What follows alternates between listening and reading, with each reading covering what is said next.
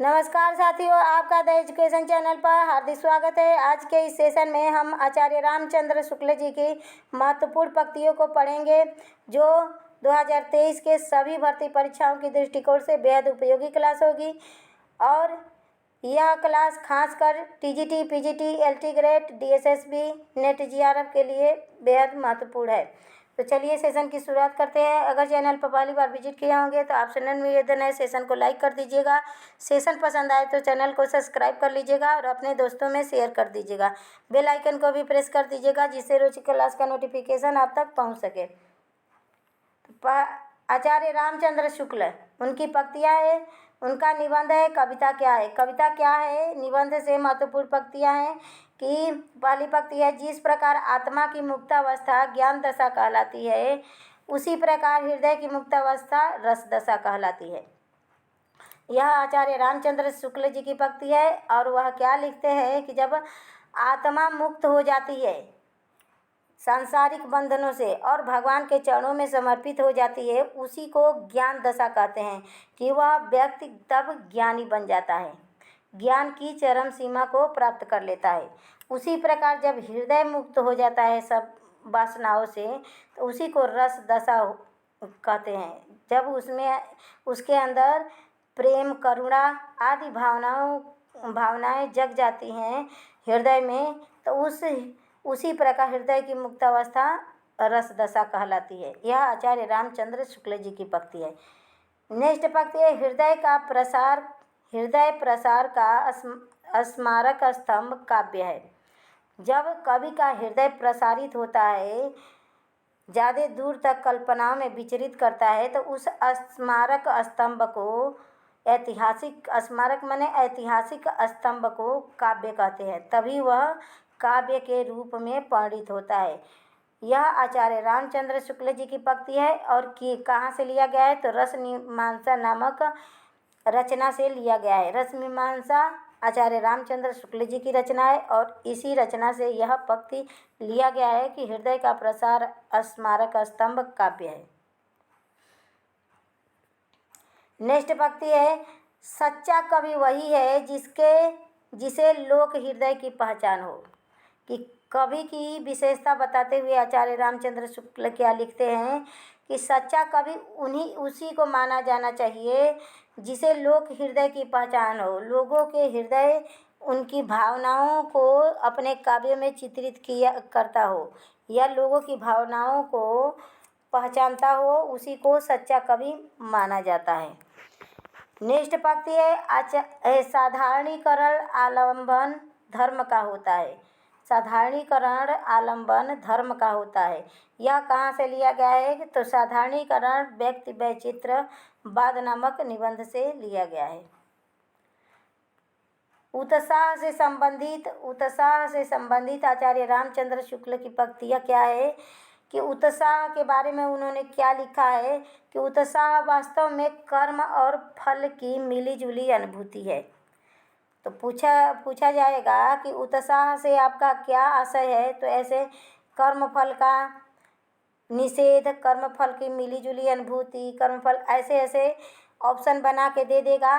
तो उत्साह क्या होता है, उत्साह क्या है, तो उत्साह वास्तव में कर्म और फल की मिलीजुली अनुभूति है। जब हम कोई कर्म करते हैं, मान लीजिए आप लोग कंपटीशन एग्ज़ाम की तैयारी कर रहे हैं और आप लोगों को उसका फल नौकरी मिल जाए, तो आपके हृदय के अंदर जो अनुभूति उमड़ेगा, हृदय के अंदर जो भावनाएं उमड़ेगी, उसी भावनाओं को क्या कहेंगे, उत्साह कहेंगे। उसी भावनाओं को क्या कहेंगे, उत्साह कहेंगे। तो उत्साह वास्तव में क्या है, तो कर्म और फल की मिलीजुली अनुभूति है। नेक्स्ट है, उत्साह के बारे में क्या आचार्य रामचंद्र शुक्ल कहते हैं कि दुख वर्ग में जो स्थान भय का है, वही स्थान उत्साह का भी है। देखिए, भय और उत्साह को एक दूसरे का पूरक मानते हैं कि ज़्यादा खुशी और दुखी आदमी कहता है कि एक दूसरे के पूरक है। जैसे पाप पुण्य भी एक दूसरे के पूरक हैं, बुराई अच्छाई भी एक दूसरे के पूरक है। अगर बुराई नहीं होती तो अच्छाई का कोई महत्व नहीं होता। तो भय क्या है? दुख, दुख जब दुख होता है उस वर्ग में, दुखों के लाइन में, वर्ग मीन्स लाइन में जो स्थान भय का है वही स्थान उत्साह का है। जब दुख आता है तो भय के कारण भी दुख होता है और ज़्यादा उत्साह के कारण भी दुख होता है। नेक्स्ट है, कर्म सौंदर्य के उपासक ही सच्चे उत्साही होते हैं।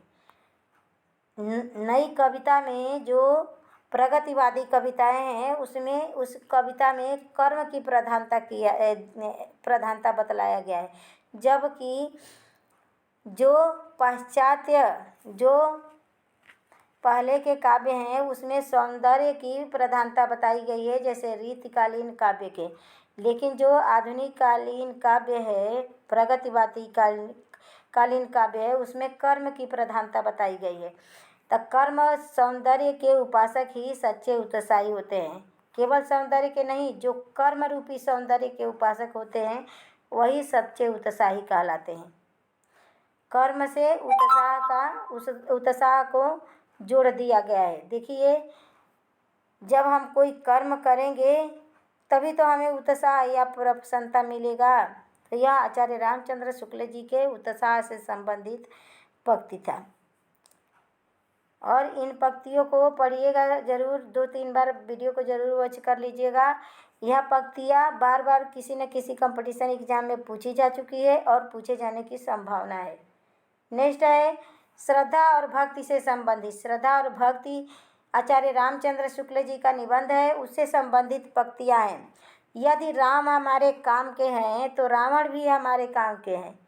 मान लीजिए रामायण है तो रामायण में अगर रावण नहीं होता तो क्या रामायण लिखा जाता?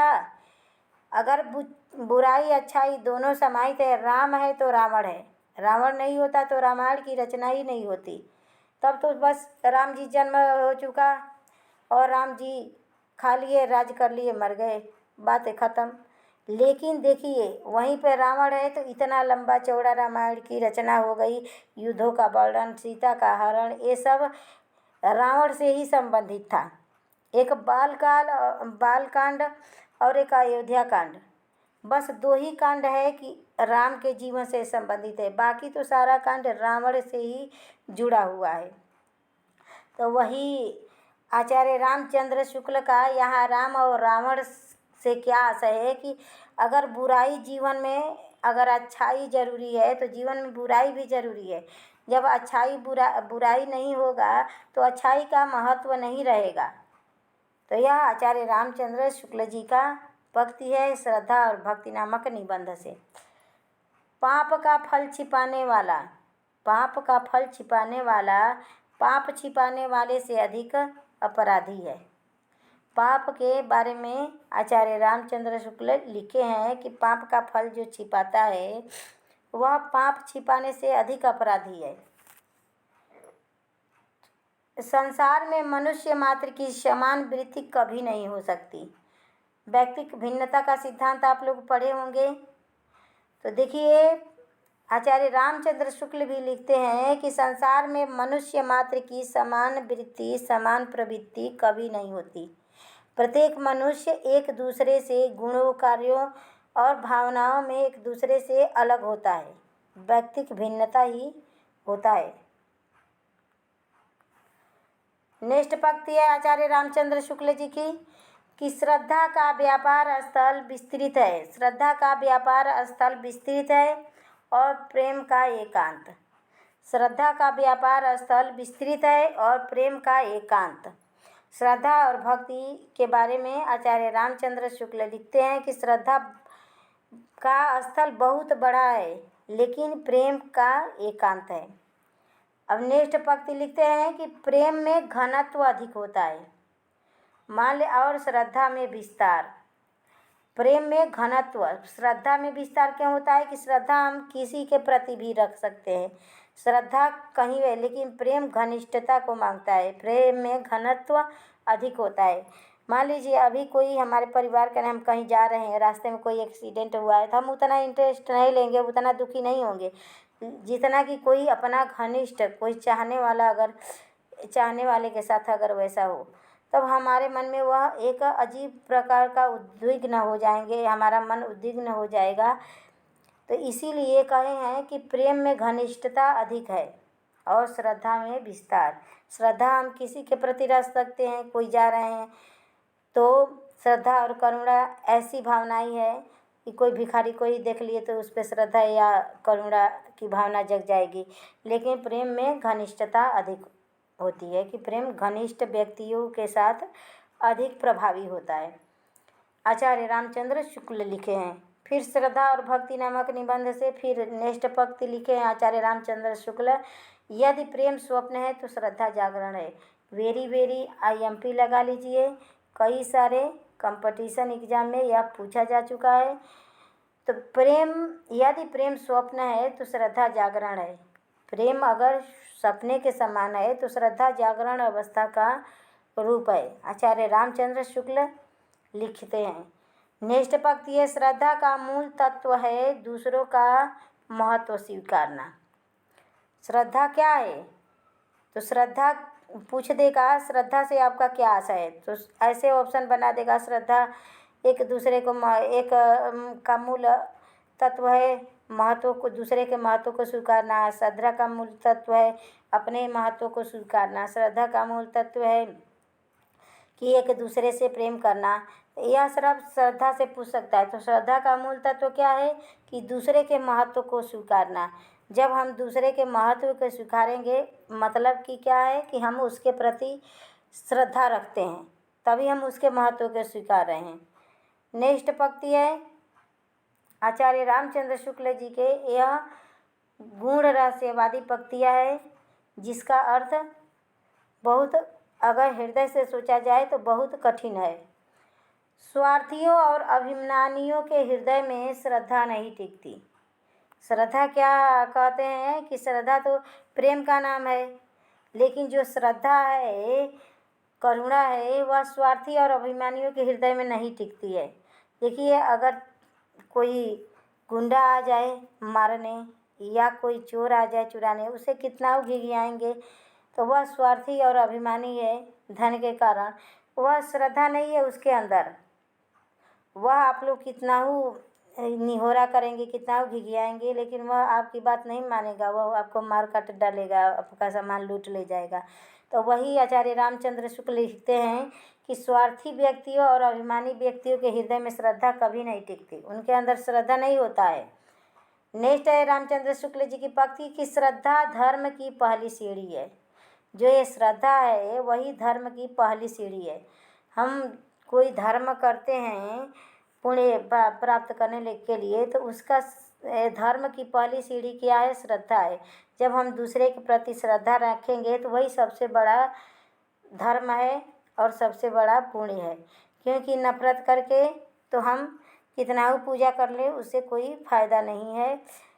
वह धर्म के असली धर्म क्या है कि दूसरे के प्रति दया करना, अहिंसा न करना, या दूसरे के प्रति श्रद्धा भाव रखना, यही सबसे बड़ा धर्म है। तो धर्म की पहली सीढ़ी आचार्य रामचंद्र पूछ देगा। आचार्य रामचंद्र शुक्ल के अनुसार धर्म की पहली सीढ़ी क्या है? भक्ति दे देगा, ज्ञान दे देगा, वैराग्य दे देगा, श्रद्धा दे देगा। तो जो पढ़ा रहेगा आचार्य रामचंद्र शुक्ल जी के हिंदी साहित्य का इतिहास या उनके निबंधों को पढ़ा रहेगा, वही लगा पाएगा श्रद्धा। नेक्स्ट पंक्ति है आचार्य रामचंद्र शुक्ल जी की, श्रद्धा और प्रेम के योग का नाम भक्ति है। IMP लगा लीजिए। कई सारे कंपटीशन एग्जाम में पूछा जा चुका है कि श्रद्धा और प्रेम के योग का नाम क्या है? भक्ति है। तब पूछेगा भक्ति क्या है, तो ऐसे दे देगा श्रद्धा और प्रेम के योग। भक्ति है ज्ञान और वैराग्य का योग। भक्ति है देवताओं के पूजन के योग्य भक्ति कहते हैं। तो ऐसे श्रद्धा और प्रेम के योग का नाम जब मिलते हैं श्रद्धा और प्रेम, तो वही सबसे बड़ी भक्ति है। वो उसी के योग का नाम क्या है? भक्ति है। आचार्य रामचंद्र शुक्ल। नेक्स्ट है, आजकल झूठे मोती सच्चे मोतियों को मात देते हैं। देखिए क्या करते हैं कि आजकल झूठे लोग हैं, वह सच्चे मनुष्यों को क्या करते हैं? हरा देते हैं, मात दे देते हैं। कंपटीशन एग्जाम में ही देखिए, कोई बहुत मेहनत से ही पढ़ रहा है, बहुत मेहनत से पढ़ रहा है, 1-2 नंबर से रह जा रहा है। किसी का तुक्का लग के ही वह कंपटीशन एग्जाम निकाल दे रहा है।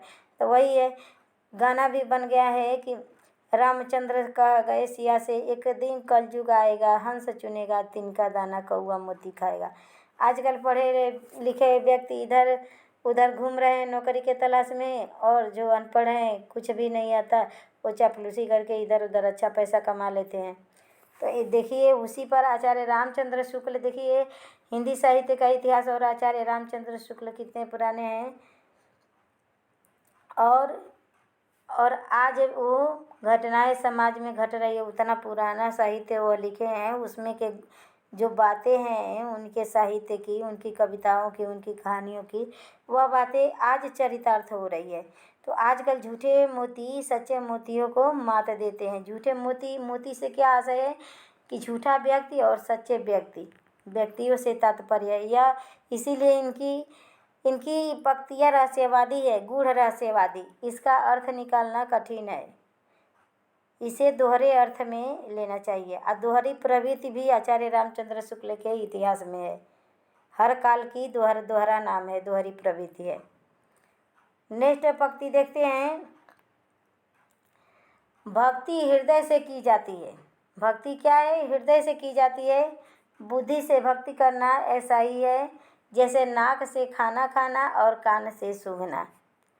भक्ति क्या है? भक्ति हृदय से की जाती है, बुद्धि से ही। गोपी और उद्धव को देखिए, उद्धव बुद्धि से भक्ति करते थे, ज्ञान के द्वारा, ज्ञान को सर्वोत्तम मानते थे, और गोपियाँ भक्ति को सर्वस्व मानती थी। गोपियाँ हृदय से भक्ति करती थी, और उद्धव जी बुद्धि से अपने ज्ञान के द्वारा भक्ति करते थे। तो इन दोनों में तो वही भक्ति, बुद्धि से भक्ति कभी नहीं होती। भक्ति एक सरल स्वाभाविक परिचर्या है, वही रामचंद्र शुक्ल लिखते हैं कि भक्ति हृदय से की जाती है, बुद्धि से भक्ति करना उसी प्रकार है, उदाहरण अलंकार है, जैसे नाक से खाना खाना और कान से सूंघना। कान से कोई सूंघ नहीं सकता और नाक से कोई खाना नहीं खा सकता। नेक्स्ट है लज्जा से संबंधित। लज्जा से संबंधित आचार्य रामचंद्र शुक्ल लज्जा से संबंधित क्या पंक्ति लिखते हैं? पहली पंक्ति है, जिसमें शील संकोच नहीं होता वह पूरा मनुष्य नहीं है। जिसमें शीलता की भावना नहीं हो, संकोच की भावना नहीं हो, सहनशीलता की भावना नहीं हो, वह पूरा मनुष्य नहीं है। शील व्यक्ति नहीं है तो वह, उसे लाज शर्म तो आएगा नहीं, वह मनुष्य कुछ भी कर सकता है। तो वह वैसे मनुष्य को आचार्य रामचंद्र शुक्ल मनुष्य नहीं मानते हैं। जो शील गुणों वाला हो, संकोची हो, कोई बुरा काम करने में संकोच करता हो, अच्छे मार्ग पे चलता हो, उसी मनुष्य को पूरा मनुष्य माने हैं आचार्य रामचंद्र शुक्ल।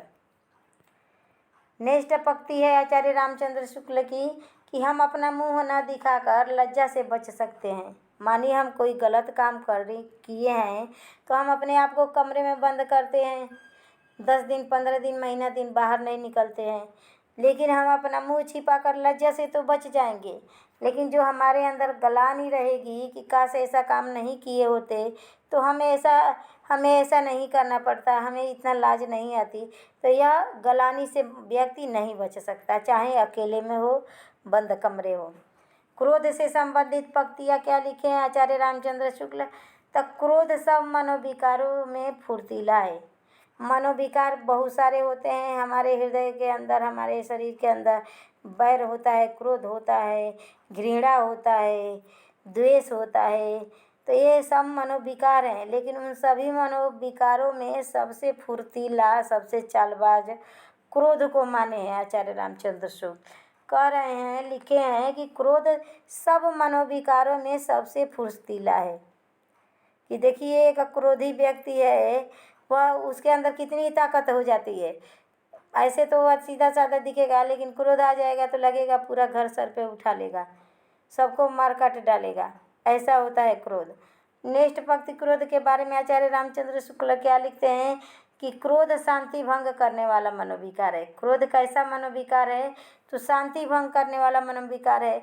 अगर घर परिवार में एक व्यक्ति क्रोधी होता है तो घर की शांति भंग कर देता है, तो क्रोध शांति भंग करने वाला मनोविकार है। आचार्य रामचंद्र शुक्ल के अनुसार क्रोध से संबंधित पंक्तियाँ लिखे हैं। नेक्स्ट है, IMP लगा लीजिए। नेक्स्ट पंक्ति है आचार्य रामचंद्र शुक्ल की, क्या पंक्ति है?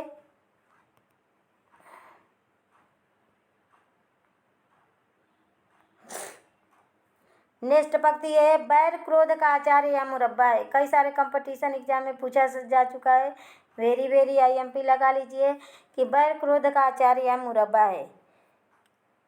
क्रोध को बढ़ाने वाला क्या है? अचार मुरब्बा क्या है? जैसे सब्जी थोड़ी दाल रोटी बनाए नहीं जम रहा है खाने के लिए, तो अचार मुरब्बा ले लेते हैं, तो हम उसी के सहारे खा लेते हैं चटकारे लेके। तो इसी तरह क्रोध को बढ़ाने वाला अचार मुरब्बा का काम क्या करता है? तो बैर करता है। मान लीजिए हम सीधे नॉर्मल जा रहे हैं, सबसे हाय हेलो कर रहे हैं, कोई हमारा बैरी मिल जाए, हमारा दुश्मन अगर सामने दिख जाए, तो हमारे अंदर क्रोध वैसे ही जग जाएगा, पुनः क्रोध जग जाएगा, हम कितना शांत हैं। तो वही क्रोध का बढ़ाने वाला अचार मुरब्बा का कार्य कौन करता है? बैर करता है। बैर क्रोध का, इसीलिए आचार्य रामचंद्र शुक्ल कहते हैं कि बैर को त्याग देना चाहिए। तो बैर क्रोध का आचार्य या मुरब्बा है, आचार्य रामचंद्र शुक्ल की पंक्ति है।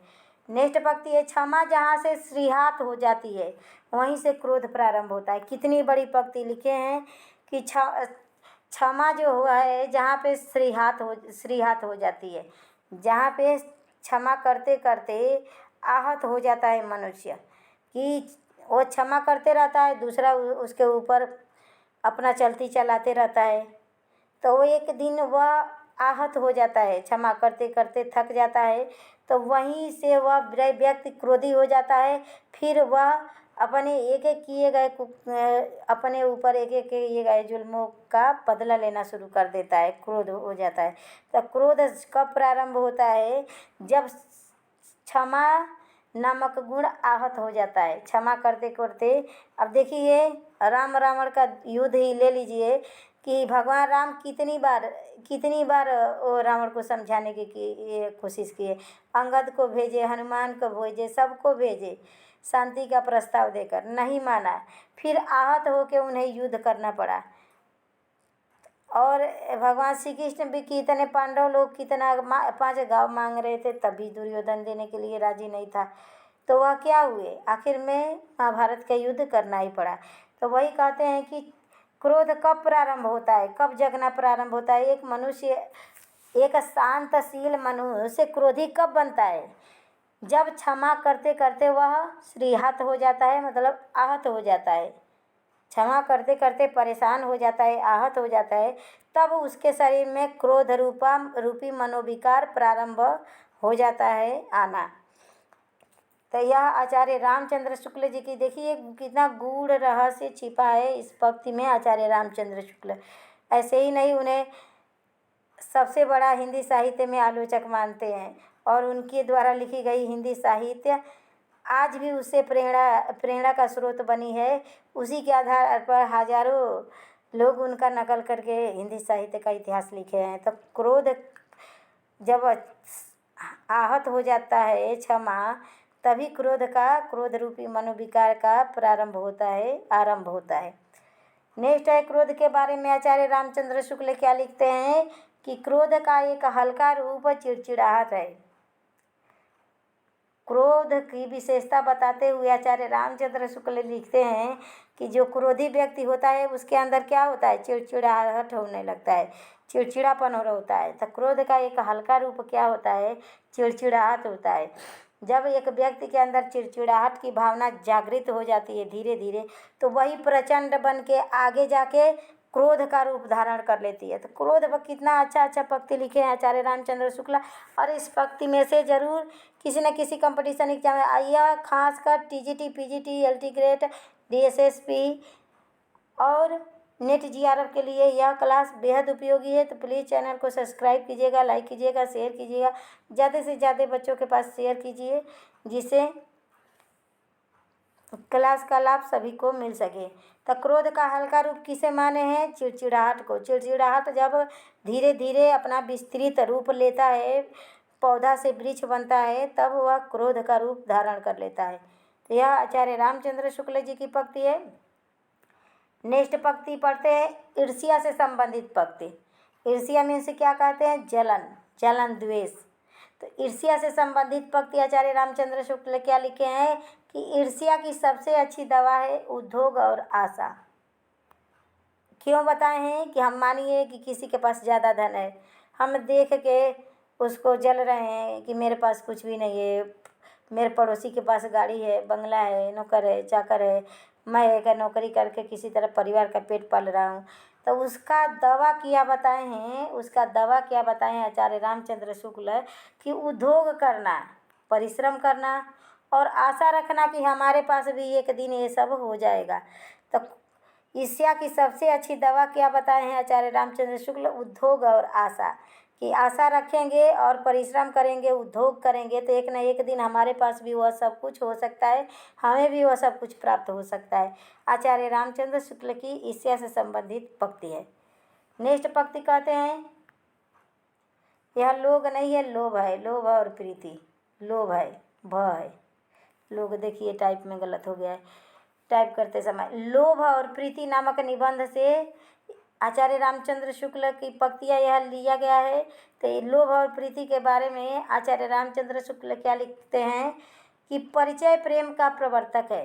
परिचय क्या है? प्रेम के प्रवर्तक है। बिना परिचय के प्रेम कैसा? कि मान लीजिए अब कोई है दूसरा, आपका पड़ोसी आ गया, वह किसी और प्रदेश का है, हम किसी और प्रदेश के आए, और वो कहेगा लो हमारे एथी से बात कर लो, हमारा ये रिश्तेदार है, वो रिश्तेदार है, तो आपको इतना इंटरेस्ट नहीं लेगा। जब कहेंगे कि हम उससे मिले ही नहीं हैं, उसको देखे नहीं हैं, तो क्या बात करें? तो बिना परिचय का प्रेम नहीं होता। क्या लिखे हैं आचार्य रामचंद्र शुक्ल लोभ और प्रीति में कि परिचय प्रेम का प्रवर्तक है। परिचय रहता है, मान लीजिए हमारे अपने हैं, परिचय है उनसे, हम देखे हैं, सुने हैं, उनसे बातें की हैं, तो दूर भी हैं तो हम उनसे मिलने के लिए लालायित रहते हैं। तब परिचय क्या है? प्रेम का प्रवर्तक है। बिना परिचय के प्रेम नहीं होता, बिना परिचय का प्रेम नहीं होता। आचार्य रामचंद्र शुक्ल लिखे हैं। नेक्स्ट पंक्ति है कि प्रेम एक ही कोटि की दो सत्ताओं का योग है। प्रेम क्या है? प्रेम एक ही कोटि की दो सत्ताओं का योग है। कि जब एक ही कोटि के, एक ही मनोभाव के दो व्यक्ति जब मिलते हैं, दो सत्ताओं का योग है। जब एक ही भाव का, मान लीजिए एक रहेगा ईर घाटे, एक रहेगा व्यक्ति वीर घाटे, तब उनके अंदर प्रेम की भावना नहीं जगेगी। प्रेम जब होता है, मान लीजिए एक पति पत्नी को ले लीजिए, एक प्रेमी प्रेमिका को ले लीजिए, जब एक ही कोटि के रहेंगे, उनके विचार मिलते रहेंगे, उनकी सोच मिलती रहेगी, तो वह प्रेम रहेगा उनके अंदर, ज़्यादा दिन तक टिका रहेगा। लेकिन दो विभिन्न दशाओं वाले व्यक्तियों के अंदर प्रेम नहीं होता। तो वही कह रहे हैं कि प्रेम एक ही कोटि की दो सत्ताओं का योग है। जब एक ही कोटि के, एक ही समान दो व्यक्ति रहेंगे, तभी उनके अंदर प्रेम जगेगा। जब उनका विचार मिलता रहेगा, उनका सोच मिलता रहेगा, तभी प्रेम जगेगा। नेक्स्ट है लोभ के बारे में क्या लिखे हैं कि पक्के लोभी लक्ष्य से भ्रष्ट नहीं होते, कच्चे तो हो जाते हैं। जो पक्के लोभी होते हैं वो अपने लक्ष्य से भ्रष्ट नहीं होते हैं। क्यों नहीं होते हैं? कि हमें, मान लीजिए आप लोग कंपटीशन एग्ज़ाम की तैयारी कर रहे हैं, किसी को ये है कि हमें टीचर बनना है, किसी को ये पुलिस बनना है, किसी को ये IAS बनना है, तो वह लोभ है कि हमें ये बनना है, तो वो अपने पथ से भ्रष्ट नहीं होंगे, अपने लक्ष्य से भ्रष्ट नहीं होंगे। और जो कच्चे होंगे कि चलिए याद कर रहे हैं, होगा तो होगा, नहीं होगा तो भी भला, याद कर रहे हैं, तुक्का लग जाएगा तो हो जाएगा, पढ़ रहे हैं तुक्का नसीब में होगा तो वह पथ से भ्रष्ट हो जाएंगे। एक बार तैयारी करेंगे, दो बार तैयारी करेंगे, तीसरी बार में नहीं हुआ तो कहेंगे वाह भाड़ में जाए, नौकरी पकड़ लेंगे कोई छोटी बड़ी प्राइवेट, और वह तैयारी करना छोड़ देंगे। तो वही कहते हैं कि जो पक्के लोभी होते हैं वही अपने लक्ष्य से भ्रष्ट नहीं होते, और जो कच्चे लोभी होते हैं वो तो अपने मार्ग से, लक्ष्य से भ्रष्ट हो जाएंगे। नेक्स्ट पंक्ति है, जो प्रेम जीवन की निरस्ता हटाकर उसमें सरसता ला दे वही प्रेम धन्य है। कि मान लीजिए किसी लड़के की शादी हुई है और वो, उसका जीवन शादी से पहले बड़ा अस्त व्यस्त था, बिखरा हुआ था, लेकिन पत्नी के आने पर उसके जीवन से सारा निरस्ता हट जाए, उसका घर परिवार एकदम संभल जाए, वह संभालने वाली औरत, घर को चलाने वाली बढ़िया औरत मिल जाए, तब वह प्रेम धन्य है। तो वही प्रेम के बारे में आचार्य रामचंद्र शुक्ल क्या लिखते हैं कि जो प्रेम जीवन की निरस्ता को हटा दे और उसमें सरसता ला दे, वही प्रेम धन्य है। कि प्रेम ये नहीं है कि आते ही झगड़ा लड़ाई हो जाए, वो इधर करे तो वह सोचने लगे पति के साथ इसका शादी नहीं किया होता, इससे तो अच्छे हम पहले ही सुखी थे। तो वह प्रेम नहीं है, वह प्रेम धन्य नहीं है। प्रेम वही धन्य है जो जीवन में चलती निराशा को हटाकर उसमें सरसता भर दे, वही प्रेम धन्य है। नेक्स्ट पंक्ति है आचार्य रामचंद्र शुक्ल जी का, जो प्रेम वस्तु के प्रति ललक लोभ है। किसी वस्तु के प्रति जो हमारा ललक है कि हम उस, मान लीजिए पड़ोसी के पास कार है, हमारा ललक है कि हमारे पास भी कार होना चाहिए, हम भी मेहनत कर रहे हैं, हमारे पास भी कार होना चाहिए, तो वह लोभ है। किसी वस्तु के प्रति जब हमारा ललक है तो वह लोभ है। लेकिन किसी व्यक्ति के प्रति ललक है तो वह प्रेम है। ललक है कि एक बार उस लड़की का दर्शन हो जाए, तो वह क्या है, वह प्रेम है। और वही वस्तु के प्रति वह ललक रहेगा तो वह लोभ हो जाएगा। तो लोभ और प्रेम में उन्होंने सामंजस्य कि लोभ और प्रेम एक दूसरे के पूरक हैं, इसीलिए पूरक बताएं आचार्य रामचंद्र शुक्ल। IMP लगा लीजिएगा इन सभी पंक्तियों को। नेक्स्ट लिखते हैं, प्रेम हिसाब किताब की बात नहीं है। अब प्रेम में भी हिसाब किताब रहे, पति कमाए या प्रेमी कमाए। देखिए प्रेमी लोग घर परिवार पर एक भी पैसा खर्च करना नहीं चाहते हैं। अगर माँ मांगे तो कह देंगे कि नहीं है, वहीं पे प्रेमिका मांग दे तो उनके लिए 5 स्टार होटल में लेके चले जाएंगे।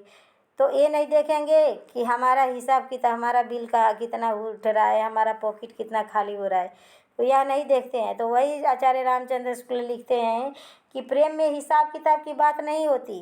हिसाब किताब करने वाले तो भाड़े पर भी नहीं मिल जाएंगे, लेकिन प्रेम करने वाले भाड़े पर नहीं मिलेंगे।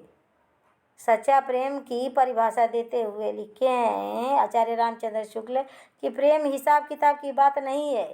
हिसाब किताब करने वाले तो भाड़े पर भी मिल जाएंगे, लेकिन प्रेम करने वाले भाड़े पर नहीं मिलते।